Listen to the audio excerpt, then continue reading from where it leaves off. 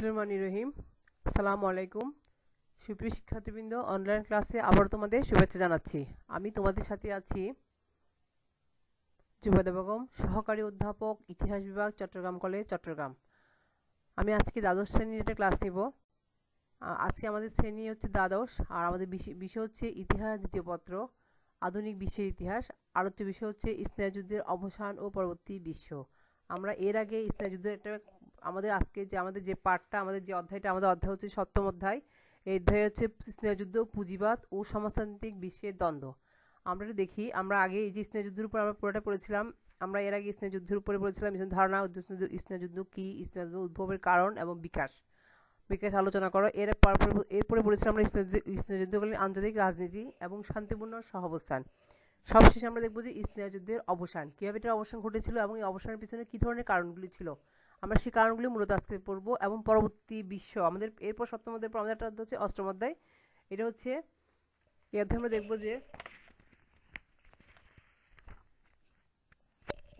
যে কিভাবে এখানে আমরা এই যে ইসলামী যুদ্ধের পরবর্তী বিশ্ব, এখানে কিভাবে সোভিয়েত ইউনিয়ন বিবৃত হয়েছিল, কিভাবে স্বাধীন রাষ্ট্র উদ্ভব হয়েছিল এবং সোভিয়েত ইউনিয়নের বিলুপ্তির প্রভাব কি ছিল, এবং কিভাবে সমাজ এখানে আমাদের অনেকগুলো জিনিস ছিল, সমাজের রাষ্ট্রের পতন, বার্লিন প্রাচীরের অবসান, জার্মানি একত্রীকরণ। তাহলে আমরা চলো আজকে আমরা মেইন দেখবো যে ইসলামী যুদ্ধের অবসানের কারণ এবং পরবর্তী বিশ্ব অবস্থায়। আমরা এখান থেকে পুরোটা দেখবো না, জাস্ট সোভিয়েত ইউনিয়নের বিলুপ্তি এবং স্বাধীন রাষ্ট্রসমূহ উদ্ভব, এই দুটো জিনিসই আমরা মেইনলি দেখবো। তাহলে আমরা প্রথমে দেখবো ইসলামী যুদ্ধের অবসানের কারণ। তো চলো আমরা দেখি ইসলামী যুদ্ধের অবসানের কারণ। প্রথম সমাজতান্ত্রিক রাষ্ট্র সোভিয়েত ইউনিয়নের সমাজতন্ত্র ছিল অন্যান্য সমাজতান্ত্রিক রাষ্ট্রের প্রতিকৃত। কমিউনিজমের অস্তিত্ব ইসলামী যুদ্ধে জন্মদান করে। বিপরীতে পুঁজিবাদের অস্তিত্ব ইসলামী যুদ্ধকে ত্বরান্বিত ও পুষ্ট করে। দেখো, প্রত্যেকটা রাষ্ট্রই, আগে যতগুলো রাষ্ট্র ছিল প্রত্যেকটা রাষ্ট্র কিন্তু সোভিয়েত ইউনিয়নকে, সমাজতান্ত্রিক যতগুলো রাষ্ট্র ছিল প্রত্যেক রাষ্ট্র কিন্তু সোভিয়েত ইউনিয়নকে অনুসরণ করতো। তাই বললো যে সমাজতান্ত্রিক রাষ্ট্রের প্রতিনিধি হচ্ছে সোভিয়েত ইউনিয়ন। কমিউনিজমের অস্তিত্ব ইসলামী যুদ্ধে জন্মদান করে, কারণ বিপরীতে পুঁজিবাদী অস্তিত্ব। তাহলে আমি তোমাদের বলেছিলাম পুরোটা বিশ্ব দুইভাবে বিভক্ত হয়েছিল, একটা পুঁজিবাদ, একটা হচ্ছে সমাজতন্ত্র। এই দুটোকে কেন্দ্র করে কিন্তু ইসলামী যুদ্ধের যাত্রা শুরু হয়। এখান থেকে কিন্তু ইসলামী যুদ্ধের সূত্রপাত। পুঁজিবাদী রাষ্ট্রের প্রতিকৃত মার্কিন যুক্তরাষ্ট্র কমিউনিজম রোধ করতে আপ্রাণ চেষ্টা চালায়, অবশেষে তারই বিজয় অর্জিত হয়। প্রায় অর্ধ শতাব্দী কালব্যাপী যে ইসলামী যুদ্ধ বিশ্ববাসীকে চরম ইসলামী চাপে রেখেছিল, তারই অবসানের পর বিশ্ববাসী তা থেকে মুক্তি পায়। কোনো কিছুই বিশ্বের চিরস্থায়ী লাভ করে না। সময়ের পরিক্রমায় নিয়মের অধীনে ইসলামী যুদ্ধের অবসান ঘটে। 1989 খ্রিস্টাব্দের 3রা ডিসেম্বর মার্কিন প্রেসিডেন্ট জর্জ বুশ ও সোভিয়েত নেতা মিখাইল গর্বাচভ মাল্টায় এক শীর্ষ বৈঠকে ইসলামী যুদ্ধের অবসানের সরকারি ঘোষণা দেন। তাহলে এখানে আমরা দেখি যে মার্কিন প্রেসিডেন্ট জর্জ বুশ এবং মিখাইল গর্বাচভ, তাদের মাধ্যমে কিন্তু এই যুদ্ধের পরিসমাপ্তি ঘটে। ইসলামী যুদ্ধ বিশ্ব রাজনীতির এক স্বল্পস্থায়ী অধ্যায়। উৎপত্তি ও অবসানের মধ্যে প্রায় 45 বছরের ব্যবধান। এই সময়ে ইসলামী যুদ্ধ বিশ্ব রাজনীতিকে উত্তপ্ত করে রেখেছিল। ইসলামী যুদ্ধের প্রভাব ছিল ব্যাপক। বৃহৎ দুই রাষ্ট্রের মধ্যে এই সূত্রপাত হলেও বিশ্বের প্রায় সব রাষ্ট্র অধীন হয়ে পড়েছিল। দ্বিতীয় বিশ্বযুদ্ধের চেয়ে আরেকটি ভয়ঙ্কর যুদ্ধ যেগুলোর মধ্যে সংঘটিত পারে এমন একটা পরিস্থিতি ইসলামী যুদ্ধ সৃষ্টি করেছিল। শিক্ষার্থীবৃন্দ, এখানে কথা দেখাতে হয়, দ্বিতীয় বিশ্বযুদ্ধের চেয়ে আরেকটি ভয়ঙ্কর যুদ্ধ যেগুলোর মধ্যে সংঘটিত হতে পারে এমন একটা পরিস্থিতি ইসলামী যুদ্ধ সৃষ্টি করেছিল। তাহলে ইসলামী যুদ্ধটা কতটা বিশ্বকে মানসিক চাপে রেখেছিল আমরা এ থেকে বুঝতে পারি। তাই বুঝছি আরেকটা দ্বিতীয় বিশ্বযুদ্ধের ভয়ঙ্কর যুদ্ধের সৃষ্টি করেছিল। ইসলামী যুদ্ধের অবসানের কারণ। প্রথম হচ্ছে দুই পরাশক্তির মানসিকতার পরিবর্তন হলে তারা বুঝতে পারে বিশাল অস্ত্রভান্ডার দিয়ে শান্তি, নিরাপত্তা, জয় কোনোটা অর্জন করা যাবে না। তাহলে আমরা কারণগুলি দেখি। প্রথম কারণ হচ্ছে কি, দুই পরাশক্তির মানসিকতার পরিবর্তন হলে তারা বুঝতে পারে বিশাল অস্ত্রভান্ডার দিয়ে শান্তি, নিরাপত্তা বা জয় কোনোটাই অর্জন করা যাবে না। ফলে অস্ত্র উৎপাদন হ্রাস, পারস্পরিক সন্দেহ, অবিশ্বাস থেকে দূরে সরে এলে ইসলামী যুদ্ধ অবসানের পথ সুগম হয়। দ্বিতীয়ত, ইসলামী যুদ্ধ শুরুতে যেমন কতগুলো জোটের ভূমিকা ছিল, তেমনি অবসানেও জোটের ভূমিকাকে অস্বীকার করা যায় না। জোট নিরপেক্ষ আন্দোলন বা ন্যামের ভূমিকা ইসলামী যুদ্ধে অবসানে সহায়ক হয়। জোট নিরপেক্ষ আন্দোলনের সদস্য ছিল শতাধিক। ন্যামের সম্মেলনগুলোতে উত্তেজনাকর পরিস্থিতির জন্য বৃহৎ শক্তিদের সমালোচনা করা হতো।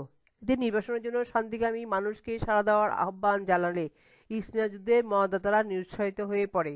এশিয়া ও আফ্রিকার উন্নয়নশীল দেশগুলো ইসলামী যুদ্ধের রঙ্গমঞ্চ থেকে সযত্নে নিজেদের সরিয়ে রাখে। ফলে ইসলামী যুদ্ধ গতিহারা হয়ে অবসানের পথে ধাবিত হয়। তৃতীয়ত, বৃহৎ রাষ্ট্রের মধ্যে মতাদর্শগত পার্থক্য স্নেহযুদ্ধের পরিবেশকে উত্তপ্ত করে রাখলেও শান্তিপূর্ণ সহাবস্থানের সম্ভাবনা উজ্জ্বল হওয়ায় দ্বিমেরুবাদের অবসান ঘটে। তাদের মধ্যে তিক্ততা, সন্দেহ, অবিশ্বাস হতে শুরু করলে স্নেহযুদ্ধের পরিবেশগত পরিমণ্ডল দুর্বল হয়ে পড়ে। অন্যদিকে সাম্যবাদী রাষ্ট্রের মধ্যে সংহতির অভাব দেখা দেয়, ফলে স্নেহযুদ্ধ অপ্রাসঙ্গিক বিষয়ে পরিণত হয়। তা দেখো এখানে আমরা হচ্ছে তারা এখানে বলছে কি স্নেহযুদ্ধে মেইন কথা হচ্ছে যখন দ্বিতীয় বিশ্বের দেশগুলো, বিশেষ করে এশিয়া এবং আফ্রিকান দেশগুলো স্নেহযুদ্ধের অঙ্গমাত্রা নিজেদের সচেতন সরে রাখে, ফলে স্নেহযুদ্ধ গতি হয় এবং অবসানের পথে ধাবিত হয়।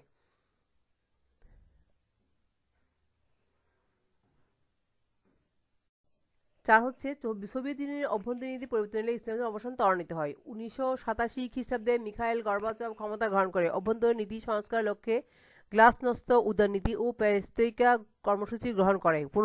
পুনর্গঠন, ফলে তার উদারনীতি কর্মসূচি চেয়ে বেশি সমাদৃত হলে স্নেহযুদ্ধের আবহাওয়া স্বয়ংক্রিয়ভাবে কমতে শুরু করে। এদিকে সোভিয়েত ইউনিয়নের অর্থনৈতিক অবস্থা দুর্বল হয়ে পড়লে সাম্যবাদের অসরতা জনগণের কাছে প্রকাশ পায়। স্নেহযুদ্ধ চালিয়ে যাওয়ার মধ্যে যে শক্তিশালী অর্থ ব্যবস্থার প্রয়োজন হয় তা সোভিয়েত নেতারা প্রস্তুত করতে পারেনি, ফলে সাম্যবাদ কিছুটা জনবিচ্ছিন্ন হয়ে পড়ে এবং রুশরা উদার নীতিবাদের প্রতি আনুগত্য দেখাতে শুরু করলে সোভিয়েত ইউনিয়নের অতীত অহমে ভাটা পড়ে, যা স্নেহযুদ্ধকে অবসানের দিকে ধাবিত করে। কারণ দুইটা বৃহৎ শক্তি কিন্তু স্নেহযুদ্ধের জন্য দায়ী। এটা একটা সোভিয়েত ইউনিয়ন আর হচ্ছে আমেরিকা। এখন সোভিয়েত ইউনিয়ন যখন তার কিছুটা সমাজে ওর কিছু জনবিচ্ছিন্ন হয়ে পড়ে এবং ওরা উদার নীতিবাদী আনুগত্য দেখাতে শুরু করে, তখন কিন্তু সোভিয়েত ইউনিয়নের অতীত অহমে ভাটা পড়ে এবং স্নেহযুদ্ধের অবসানের দিকে ধাবিত হয়। 5 আমেরিকার অভ্যন্তরীণ পরিবর্তন স্নেহযুদ্ধকে দুর্বল করে ফেলে।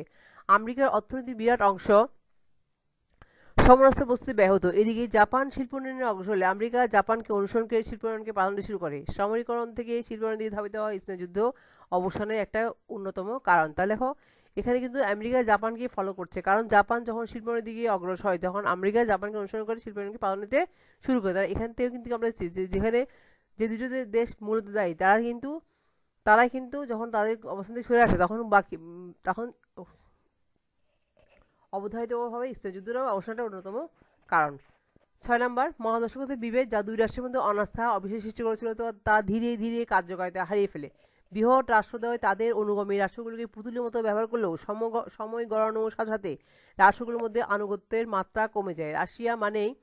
রাশিয়া মানে প্রতিক্রিয়াশীল আর আমেরিকা বলতে প্রগতিশীল। এই ধরনের চিহ্ন হলে স্নেহযুদ্ধের আবহাওয়ায় পরিবর্তন আসে। দেখো রাশিয়া মানে হচ্ছে প্রতিক্রিয়াশীল আর আমেরিকা মানে প্রগতিশীল। এই ধরনের চিহ্ন হলে স্নেহযুদ্ধের পরিবর্তন আসে, কারণ সমস্ত পৃথিবী দুটো ভাগে বিভক্ত হয়ে আমরা তো বলছি যে এই বিভক্তির কারণে কিন্তু পুরো পৃথিবী কিন্তু কোনো পক্ষে আমেরিকার অবস্থা দিয়ে ঝুঁকে পড়ে, কোনো পক্ষ সোভিয়েত ইউনিয়নের দিকে ঝুঁকে পড়ে, যার কারণে দুটো বিভাগে বিভক্ত হয়ে পড়ে। এবং যখন এই দুটো দেশ তাদের অবস্থান থেকে সরে আসে তখন কিন্তু স্নেহযুদ্ধ আস্তে আস্তে আবহাওয়া আস্তে আস্তে পরিবর্তন আসে। এবং এটা রাষ্ট্রগুলো ওদেরকে ওদের কিন্তু যেরকম অন্য বৃহৎ রাষ্ট্রদের তাদের অনুগামী রাষ্ট্রগুলো পুতুলের মতো ব্যবহার করলেও সময় গণনার সাথে সাথে রাষ্ট্রগুলোর মধ্যে আনুগত্যের মাত্রা কমে যায়। এই আনুগত্যের মাত্রা কমে যাওয়ার ফলে কিন্তু কি প্রতিক্রিয়াশীল আমেরিকা যে প্রগতিশীল এই ধরনের স্নেহযুদ্ধের এই ধরনের চিহ্ন ধরে, ওই ক্ষুদ্র রাষ্ট্রগুলোর মধ্যে এই ধরনের চিহ্ন আস্তে আস্তে কমতে শুরু করে, তখন কিন্তু আবহাওয়ার পরিবর্তন ঘটে।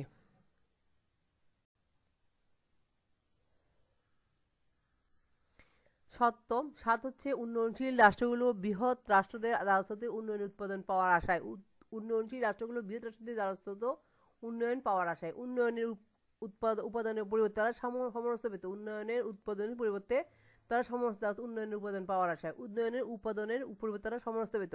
সময়ের পরিক্রমায় বিকাশশীল রাষ্ট্রগুলোর কাছে বৃহৎ শক্তিদের স্বরূপ উন্মোচিত হয়। এইসব রাষ্ট্রের কাছে রাশিয়া বা আমেরিকার গুরুত্ব উপযোগিতা হ্রাস পেতে শুরু করলে স্নেহের তীব্রতা কমতে শুরু করে।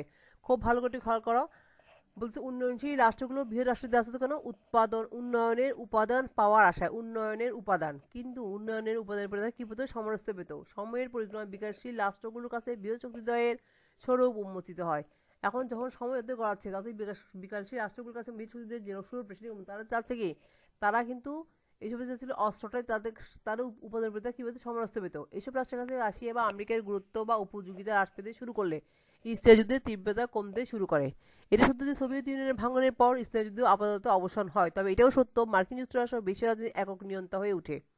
বিশ্ব রাজনীতির শক্তি সময় এখন আর নেই। বর্তমান রাজনীতির ধারা ভবিষ্যৎ ইতিহাসের শক্তি সাম্যের জন্য যুদ্ধকালীন সময়টাকে উৎকৃষ্ট বলে মনে করে স্মরণ করবে। বর্তমানে ইসলাম যুদ্ধ পুঁজিবাদী রাষ্ট্রসমূহ অর্থনৈতিক খাতের মধ্যে সীমাবদ্ধ হচ্ছে, পূর্বে ইসলাম ছিল সামরিক এবং আদর্শগত। বর্তমান ইসলাম যুদ্ধ পুঁজিবাদী রাষ্ট্রসমূহ অর্থনৈতিক স্বার্থের মধ্যে সীমাবদ্ধ হচ্ছে, পূর্বে ইসলাম যুদ্ধ ছিল সামরিক ও আদর্শগত। এখন ইসলাম যুদ্ধ পুঁজিগত, তাই বলা যায় ইসলাম যুদ্ধের ধারণার পরিবর্তন ঘটেনি, রূপ পাল্টেছে মাত্র। বর্তমানে জাপান আমেরিকা বিরোধ, পাকিস্তান ভারত বিরোধ, উত্তর কোরিয়া দক্ষিণ কোরিয়া বিরোধ, ইসরায়েল ইরান বিরোধ, রাশিয়া ইউক্রেন বিরোধ ও উত্তেজনা নতুন স্বরূপ বলা যায়। ইউক্রেন পরিস্থিতি নিয়ে রাশিয়া ও ইউরোপীয় ইউনিয়নের মধ্যে বিরাজমান উত্তেজনা পুনরায় ইসলাম যুদ্ধকে উস্কে দিচ্ছে। 8ই নভেম্বর 2014 খ্রিস্টাব্দে শনিবার বার্লিন প্রাচীন পতনের 25 বছর পূর্তি উপলক্ষে জার্মানিতে আয়োজিত এক অনুষ্ঠানে সাবেক সোভিয়েত ইউনিয়নের প্রেসিডেন্ট মিখাইল বলছেন পৃথিবীর 8টি ইসলাম যুদ্ধের দ্বার প্রান্তে। তাহলে কিন্তু এখন কিন্তু যেটা কমেনি, এখন কিন্তু অন্যভাবে অন্য রূপে এটা দেখা দিচ্ছে। এখনো বলছে ইসলাম যুদ্ধ আগেটা ছিল সামরিক এবং আদর্শগত, এখন হচ্ছে পুঁজিগত, তাই বলা যায় ইসলাম যুদ্ধের ধারণা পরিবর্তন ঘটেনি, স্বরূপ ঘটেছে, স্বরূপ পাল্টেছে মাত্র, রূপ পাল্টেছে মাত্র। তাহলে যেমন জাপান আমেরিকা বিরোধ, পাকিস্তান ভারত বিরোধ, উত্তর কোরিয়া দক্ষিণ কোরিয়া বিরোধ, ইসরায়েল ইরান বিরোধ। তাহলে মূল তো আমরা যেটা ভাবছি যে কমেছে, কিন্তু কিছুটা কি এখনো কিন্তু কিছুটা অন্য রূপে এখনো পৃথিবীতে বিরাজমান, এটাই বলতে যাচ্ছে। এবং আমরা দেখি যে বার্লিন প্রাচীর পতনের মধ্যে দিয়ে জার্মানিতে এক অনুষ্ঠান হচ্ছে, সেখানে সোভিয়েত মিখাইল বলছে 8টি ইসলাম যুদ্ধ, পৃথিবীর 8টি ইসলাম যুদ্ধের দ্বার প্রান্তে। তাই দেখো কাজেই দেখা যায় ইসলাম যুদ্ধকালীন বিশ্ব রাজনীতিতে মেরুকরণবাদের প্রভাব ছিল। দুই বৃহৎ শক্তি সাম্যবাদী পররাষ্ট্রনীতির প্রভাবে আন্তর্জাতিক রাজনীতিতে অবস্থিত ছোট রাষ্ট্রগুলো সর্বদা তরসাক্ত। দুই বৃহৎ শক্তি সাম্রাজ্যবাদী পররাষ্ট্রনীতির প্রভাবে আন্তর্জাতিক রাজনীতিতে অবস্থিত ছোট রাষ্ট্রগুলো সর্বদা তরসাক্ত। অন্ধ অনুসরণ করায় বৃহৎ শক্তিগুলো ক্ষুদ্র রাষ্ট্রের অভ্যন্তরীণ নীতিতে হস্তক্ষেপের সুযোগ পেত, যা ইসলাম যুদ্ধকে জিইয়ে রাখত। তাহলে দেখো অন্ধ অনুসরণ করায় বৃহৎ রাষ্ট্রগুলো ক্ষুদ্র রাষ্ট্রের অভ্যন্তরীণ নীতিতে হস্তক্ষেপের সুযোগ পেত। আমি যদি কাউকে অন্ধ অনুকরণ করি, তখন তো সে অবশ্যই আমার উপর কি করবে, আমার উপর সে অবশ্যই তার হস্তক্ষেপ করার সুযোগ সে পাবে। তাহলে আমার সবগুলো কাজে যে কোনো যদি ছোট বৃহৎ রাষ্ট্রগুলো কি করে, ছোট রাষ্ট্রগুলোকে এখানে বলছে কি বৃহৎ শক্তি সাম্রাজ্যবাদী রাষ্ট্রীয়ভাবে আন্তর্জাতিক রাজনীতি অপরিচিত রাষ্ট্রগুলি সর্বদা তর থাকবে, এবং অন্ধ অনুসরণ করায় বৃহৎ শক্তিগুলো ক্ষুদ্র রাষ্ট্রের অভ্যন্তরীণ নীতিতে হস্তক্ষেপের সুযোগ পেত, যা ইসলাম যুদ্ধকে জিয়ে রাখত। রাশিয়ার ক্ষমতায় গর্বাচেভের আবির্ভাবের মধ্যে দিয়ে ইসলাম যুদ্ধের পরিসমাপ্তি ঘটে, রক্তক্ষয়ী কোনো সংঘর্ষ ছাড়াই। তাহলে এখানে কার অবদান সবচেয়ে বেশি? রাশিয়ার ক্ষমতায় গর্বাচেভ আবির্ভাবের মধ্যে দিয়ে ইসলাম যুদ্ধের পরিসমাপ্তি ঘটে আর কোনো রক্তক্ষয়ী কোনো সংঘর্ষ ছাড়াই। এই জন্য সবকিছু তারই প্রাপ্য, যা স্বীকৃতি তিনি পেয়েছেন নোবেল শান্তি পুরস্কারে ভূষিত হয়ে। তাহলে আমরা বলবো যে ইসলাম যুদ্ধের অবসানে যার সবচেয়ে বেশি অবদান সে হচ্ছে মিখাইল গর্বাচেভ।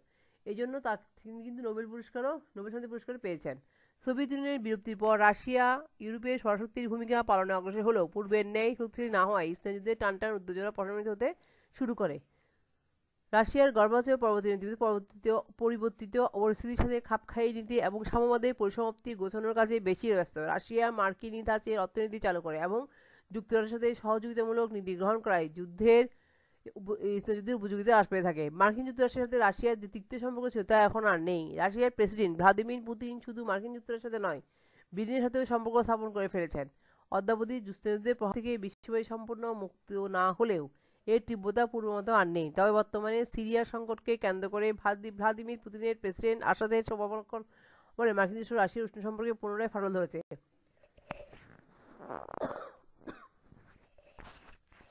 তা দেখো এখানে বলছে কি বর্তমানে সিরিয়া সংকটকে কেন্দ্র করে ভ্লাদিমির পুতিন প্রেসিডেন্ট আসাদের পক্ষাবলম্বনে মার্কিন যুক্তরাষ্ট্র রাশিয়ার উষ্ণ সম্পর্কে পুনরায় ফাটল ধরেছে এবং ইসলাম আবার পুনর্জীবিত হচ্ছে। উত্তর কোরিয়ার প্রেসিডেন্ট কিম জং উন কর্তৃক সেনাবাহিনীকে পারমাণবিক বোমা অবস্থা রাখার নির্দেশ বিশ্বকে আবার ইসলামের মুখোমুখি দাঁড় করে দিচ্ছে। দক্ষিণ চীন সাগরের বিরোধপূর্ণ দ্বীপকে কেন্দ্র করে যুক্তরাষ্ট্র চীনের পর সম্পর্কের উষ্ণতা হ্রাস পেয়ে এক রাষ্ট্রকে যে ভাষায় হুঁশিয়ে দিচ্ছে তাই ইসলামের নতুন মাত্রার বহিঃপ্রকাশ বলা যায়। বিশেষ করে সিরিয়াকে কেন্দ্র করে এবং সালিসবাড়িতে রুশ গুপ্তচর তার মেয়েকে বিষ প্রয়োগ হত্যার চেষ্টা নিয়ে পরশক্তির মধ্যে দ্বন্দ্ব প্রকাশ্য হয়ে উঠেছে। সিরিয়ায় যা ঘটে তাতে বোঝা যায় ইসলাম যুদ্ধের সমকালীন পরিস্থিতির সাথে এখনকার উত্তেজনার মিল রয়েছে। এই এখনকার উত্তেজনা সৌদিকে ইঙ্গিত করে জাতিসংঘের মহত্তমান মহাসচিব আন্তরিক উদ্যোগ বলছেন প্রতিহিংসার শীতল যুদ্ধ ফিরে আসছে। তাহলে প্রতিহিংসার শীতল যুদ্ধ ফিরে আসছে মানে কি? আস্তে আস্তে আমরা আবার কি ইসলাম যুদ্ধের মধ্যে একটা মানসিক চাপ বা ইসলাম যুদ্ধ আমাদের মধ্যে শুরু হচ্ছে বর্তমান বিশ্বের মধ্যে। তাহলে এই ছিল আমাদের কি ইসলাম যুদ্ধের অবসানের কারণগুলো। তাহলে এই ছিল আমাদের ইসলাম যুদ্ধের অবসানের কারণগুলো। ঠিক আছে, তোমরা এখানে কতগুলো নতুন নতুন শব্দ পাবে, সেই শব্দগুলো একটু দেখবে বইতে। আমরা তো তোমাদের বলছিলাম যে একটু মার্শাল পরিকল্পনা, দাতা, এগুলো একটু দেখবে। এরপর আমরা যাবো যে কিসে এরপর আমরা স্নায়ুযুদ্ধ পরবর্তী বিশ্ব, যেটা আমাদের অষ্টম অধ্যায়, এটার মধ্যে যাব আমরা। এবং স্নায়ুযুদ্ধ পরবর্তী বিশ্ব, এটা হচ্ছে অষ্টম অধ্যায়। এখানে আমরা পড়বো যে স্নায়ুযুদ্ধ, এখানে কিন্তু এই যে সোভিয়েত, এখানে আমাদের প্রথমে হচ্ছে সোভিয়েত ইউনিয়নের বিরুদ্ধে। আমি তোমাদেরকে বলি, সোভিয়েত ইউনিয়নের বিরুদ্ধের আগে যুদ্ধকালে দৃশ্যত বিশ্ব রাজনীতি দ্বিমেরুকরণ শক্তি অবস্থা গড়ে ছিল। বিশ্বের অধিকাংশ রাষ্ট্র নিজ অঞ্চলে অধিক নিরাপত্তা লাভের আশায় বৃহৎ দুই শক্তি কর্তৃক নিয়ন্ত্রিত শক্তি বলে প্রভাবিত করে। বিশ্বের অধিকাংশ রাষ্ট্র নিজ অঞ্চলে অধিক নিরাপত্তা লাভের আশায় বৃহৎ দুই শক্তি কর্তৃক নিয়ন্ত্রিত শক্তি বলে প্রবেশ করে। 80 দশকের শেষ ভাগে ইসলামী পরিস্থিতিতে শিথিলতা এলে আন্তর্জাতিক রাজনীতি আবার নতুন রূপ পায়। কাজে ইসলাম যেমন সৃষ্টি যেমন তাৎপর্যপূর্ণ, এর অবসানও তাৎপর্যপূর্ণ। তাহলে এটা সৃষ্টি খুব তাৎপর্যপূর্ণ, এর অবসানও তাৎপর্যপূর্ণ। স্নায়ুযুদ্ধকালীন বিশ্ব রাজনীতি ও স্নায়ুযুদ্ধ পরবর্তী বিশ্ব রাজনীতির মধ্যে বিস্তর প্রভাব লক্ষণীয়। প্রথম হচ্ছে স্নায়ুযুদ্ধকালীন বিশ্ব রাজনীতি এবং স্নায়ুযুদ্ধ অবসানকালীন বিশ্ব রাজনীতি বিশ্ব রাজনীতির মধ্যে বিস্তর প্রভাব লক্ষণীয়। তবে নতুন নতুন বিশ্ব রাজনীতি ব্যবস্থা এখনও পুরোপুরি বিকশিত হয়নি। বিকশিত না হলে দৃশ্যমান যে বিশ্ব রাজনীতি এককেন্দ্রিকতার দিকে ধাবিত, বিশ্ব রাজনীতি এককেন্দ্রিকতার দিকে ধাবিত হচ্ছে। তাই আন্তর্জাতিক রাজনীতি ইতিহাসে স্থিতিশীল কোনো বিষয় নেই, নিজের জন্য পরিবর্তনশীল। তাহলে এখন আমরা দেখো, এখানে আমরা প্রথমে পড়বো যেটা, এখানে আমাদের যে দ্বিতীয় স্নায়ুযুদ্ধ পরবর্তী বিশ্ব, এর পরবর্তী স্নায়ুযুদ্ধ পরবর্তী বিশ্বের অবস্থা কেমন হয়েছিল। প্রথমে আমরা দেখবো সোভিয়েত ইউনিয়নের বিলুপ্তি। বিশ্বসন্ধির প্রথম দিকে লেনিনের নেতৃত্বে বলশেভিক বিপ্লবের মাধ্যমে সোভিয়েত ইউনিয়নে কমিউনিজমের উত্থান ইতিহাসে একটি আলোচিত বিষয়। বলশেভিক বিপ্লবের পরে কিন্তু সোভিয়েত ইউনিয়নে কমিউনিজমের উত্থান ইতিহাসে একটি আলোচিত বিষয়। আমরা তোমাদের দিচ্ছি বলশেভিক বিপ্লব পড়েছ 17 সালে। আবার বিংশ শতাব্দীর শেষের দিকে কমিউনিজমের পতনটি বিস্ময়কর ঘটনা বটে। কমিউনিজমের পতনের মধ্যে দিয়ে প্রায় 4 যুগ চলতে থাকা স্নায়ুযুদ্ধের অবসান হয়। রাশিয়ায় কমিউনিজমের উত্থান সম্পর্কে সন্দেহের ব্যাখ্যা পাওয়া দুষ্কর, মানে খুবই। আবার পতন ও বিলুপ্তি সম্পর্কে সঠিক ব্যাখ্যা দেওয়া কঠিন, কেননা এটি সাম্প্রতিক বিষয় বলে এই ইতিহাসে এখনো স্থির নেই। যেহেতু সাম্প্রতিক বিষয়, ইতিহাসটা এখনো স্থিতিশীল নয়। এটা সত্য যে কমিউনিজম পথের মধ্যে দিয়ে মতাদর্শগত দ্বন্দ্বের অবসান হয়। এটা সত্য কথা যে কমিউনিজম পথের মধ্যে দিয়ে মতাদর্শগত দ্বন্দ্বের অবসান হয়। তবে এতে বিশ্ব রাজনীতিতে পুঁজিবাদের কর্তৃত্ব প্রতিষ্ঠার পথ সুগম হয়। অর্থাৎ আদর্শগত শক্তিদ্বন্দ্ব এখন এককেন্দ্রিকতার দিকে ধাবমান। আদর্শগত শক্তিদ্বন্দ্ব এখন এককেন্দ্রিকতার দিকে। লেনিনের নেতৃত্বে কার্ল মার্কসের সমাজতান্ত্রিক তাত্ত্বিক দশমীতে যে সোভিয়েত ইউনিয়নের সৃষ্টি হয় তার যৌবকাল ছিল স্টালিনের শাসনামল পর্যন্ত, অর্থাৎ 1953 খ্রিস্টাব্দ পর্যন্ত। ক্রুশেভ বা ব্রেজনেভের শাসনামল থেকে রাশিয়ায় কমিউনিজম নানা কারণে পতনের দিকে ধাবিত হয়। তাহলে আমরা দেখো, লেনিনের নেতৃত্বে কার্ল মার্কসের সমাজতান্ত্রিক তাত্ত্বিক দর্শনীতে যে সোভিয়েত ইউনিয়ন সৃষ্টি হয় তার যৌবনকাল ছিল স্টালিনের শাসনামল পর্যন্ত, অর্থাৎ 1953 খ্রিস্টাব্দ পর্যন্ত। ক্রুশেভ বা ব্রেজনেভের শাসনামল থেকে রাশিয়ায় কমিউনিজমের নানা কারণে পতনের দিকে ধাবিত হয়। ভৌগোলিক পরিসীমায় রাশিয়ার সাম্রাজ্যের পরবর্তী সোভিয়েত ইউনিয়ন বিভিন্ন সময় পরিবর্তিত হয়েছে। যুদ্ধকালীন পৃথিবীর কমিউনিস্ট রাষ্ট্রগুলির মডেল ছিল সোভিয়েত ইউনিয়ন। তোমাদেরকে প্রথমে আমি এই কথাটা বলেছিলাম, যুদ্ধকালীন পৃথিবীর কমিউনিস্ট রাষ্ট্রগুলো মডেল ছিল সোভিয়েত ইউনিয়ন। মূল 4টি প্রান্তে সোভিয়েত ইউনিয়ন উৎপত্তি হলেও 1956 থেকে 1991 পর্যন্ত, অর্থাৎ ভেঙে যাওয়ার পূর্ব পর্যন্ত সোভিয়েত ইউনিয়নের প্রান্তের সংখ্যা দাঁড়ায় 15। মার্কিন যুক্তরাষ্ট্রের সাথে সোভিয়েত ইউনিয়নের অবসান হলে ইসরায়েল অবসানের 15 প্রান্তের মধ্যে 11টি নিজের মধ্যে সিআইএস সৃষ্টি করে। 3টি ব্লান্টিক রাষ্ট্র সিআইএস-এ যোগ দেয়নি। সিএসআই পূর্ণ হচ্ছে কমনওয়েলথ অফ ইন্ডিপেন্ডেন্ট স্টেটস, অর্থাৎ কি স্বাধীন রাষ্ট্রসমূহের কমনওয়েলথভুক্ত। তুর্কমেনিস্তান সিআইএস-এর সহযোগী সদস্য। তো যুদ্ধের অবসান তথা সোভিয়েত ইউনিয়নের কমিউনিজম পতন এবং পরাশক্তি ভাঙনের অনেক কারণ বিদ্যমান। আমরা এই কারণগুলো এখন আলোচনা করব। আমরা এখানে দেখেছি যুদ্ধের অবসান তথা সোভিয়েত ইউনিয়নের কমিউনিজমের পতন এবং পরাশক্তির ভাঙনের অনেক কারণ বিদ্যমান। এই কারণসমূহ আমরা এখন, সোভিয়েত ইউনিয়ন ভাঙনের কারণগুলি কী ছিল সেটাই আমরা এখন আলোচনা করব। তাহলে এখান থেকে আমরা সোভিয়েত ইউনিয়নের বিলুপ্তি এবং কি স্বাধীন রাষ্ট্রসমূহের উদ্ভব, প্রথমে আমরা এই আলোচনা করব যে এই কারণগুলো আমরা দেখব সোভিয়েত ইউনিয়নের বিলুপ্তির কারণ, এবং এরপরে দেখবো যে স্বাধীন রাষ্ট্র উদ্ভবের কারণগুলো। আমরা এখানে একটা আলোচনা করবো, সেটা হচ্ছে সোভিয়েত ইউনিয়ন বিলুপ্তির কারণগুলি আমরা আলোচনা করবো। যে পরাশক্তির ভাঙনের অনেক কারণ, তাই কারণগুলি আমরা আজকে দেখব। তো আমরা সোভিয়েত ইউনিয়নের বিলুপ্তির কারণগুলি দেখি। প্রথমত হচ্ছে সাম্যবাদ বা কমিউনিস্ট আদর্শ অন্তঃসার শূন্য। সাম্যবাদী বা কমিউনিস্ট ব্যবস্থায় শৃঙ্খলা, দক্ষতা, উৎপাদন প্রভৃতি বিষয়কে প্রচারণার জোর দেওয়া হয়। এই আদর্শ বিশ্বাসীকে শিক্ষা দেওয়া হয় যে তোমরা আদর্শের জন্য কাজ করো, অর্থের জন্য, কিন্তু ব্যক্তিগত স্বার্থ ছাড়া। শুধু আদর্শের জন্য কাজ করা ভোগবাদী যুগে মানুষের সাথে অসামঞ্জস্যপূর্ণ। খুব ভালো করে খেয়াল করো, সাম্যবাদ বা কমিউনিস্ট আদর্শ অন্তঃসার শূন্য। সাম্যবাদী বা কমিউনিস্ট ব্যবস্থায় শৃঙ্খলা, দক্ষতা, উৎপাদন প্রভৃতি বিষয়কে প্রচারণায় জোর দেওয়া হয়। শৃঙ্খলা, দক্ষতা, উৎপাদন এই আদর্শে বিশ্বাসীকে শিক্ষা দেওয়া হয় যে তোমরা আদর্শের জন্য কাজ করো, অর্থের জন্য, কিন্তু ব্যক্তিগত স্বার্থ ছাড়া শুধু আদর্শের জন্য কাজ করা ভোগবাদী যুগে মানব চরিত্রের সাথে অসামঞ্জস্যপূর্ণ। একটি প্রজন্মকে এই আদর্শের দ্বারা ভোগ বিলাস থেকে ত্যাগ করে ভবিষ্যৎ সুখের জন্য আত্মত্যাগের মহিমায় সম্মোহিত করা রাখা সম্ভব, কিন্তু প্রজন্ম থেকে প্রজন্ম এই সম্ভব নয়। মানুষের জীবনে ভোগী চরম কথা নেই, মানসিক প্রশান্তির জন্য তার ত্যাগের প্রয়োজন পড়ে, এটা মহত্তর। কিন্তু অনেক ত্যাগের পরও যখন দেখা গেল ভবিষ্যৎ সুখ সমৃদ্ধি দুরাশা, তখন কমিউনিটি বেশি দিয়েছে। তাই আমরা একটা দেখি যে মানুষের জীবনে ভোগী চরম কথা নেই, মানসিক প্রশান্তির জন্য ত্যাগের প্রয়োজন পড়ে, এটাই মহত্তর। কিন্তু অনেক ত্যাগের পর যখন দেখা গেল যে ভবিষ্যৎ সুখ সমৃদ্ধি দুরাশা, তখন কমিউনিজমে বিশ্বাসীদের বিশেষ চিৎ ধরে। সাধারণ জনগণ যাদের আন্দোলনের ফসল রুশ বিপ্লব, তারা যখন দেখলো নেতৃস্থানীয় পলিট ব্যুরোর সদস্যরা ভোগ বিলাসে জীবনযাপন করছেন, শ্রেণীগত অসাম্য কমিউনিজমের সাথে সাংঘর্ষিক হওয়ায় নেতৃবৃন্দের প্রতি তথা কমিউনিজমের প্রতি তাদের মুখোমুক্তি ঘটে। তারা নেতৃবৃন্দকে হিংসা চোখে দেখতে ও ঘৃণা করতে শুরু করে।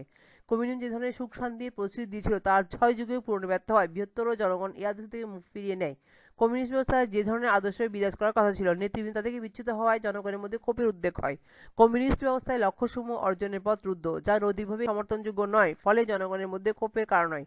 কমিউনিস্ট শাসকরা ক্ষমতা নিজের হাতে ধরে রাখতে ছিলেন বদ্ধপরিকর, এবং ক্ষমতা বৃদ্ধি করে অভীষ্ট লক্ষ্যে প্রচার নীতি চর্চা করলে জনগণের মধ্যে এই আদর্শ সম্পর্কে সন্দেহ জাগতে শুরু করে। তা আমরা এখানে দেখতেছি কি সোভিয়েত ইউনিয়নের বিলুপ্তি ভাঙনের কারণ। দ্বিতীয়ত, কমিউনিজমের বিপরীত পুঁজিবাদী শক্তিকে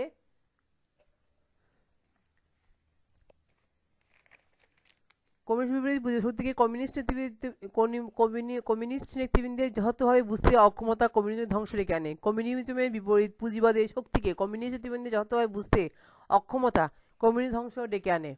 কমিউনিস্ট আদর্শকে রক্ষার জন্য অবিরাম সতর্কাবস্থা রাখার প্রয়োজন ছিল। বলিউড তা ভুলে গিয়েছিল জাঁকজমপূর্ণ জীবন অভ্যস্ত, তা ভুলে গিয়ে জাঁকজমকপূর্ণ জীবন অভ্যস্ত করে। পুঁজিবাদী শক্তির কমিউনিজমের বিরুদ্ধে অনবরত প্রচারণা, সংবাদ মাধ্যমের তথ্য সন্ত্রাস সাম্যবাদের ভিত্তিকে দুর্বল করে দেয়।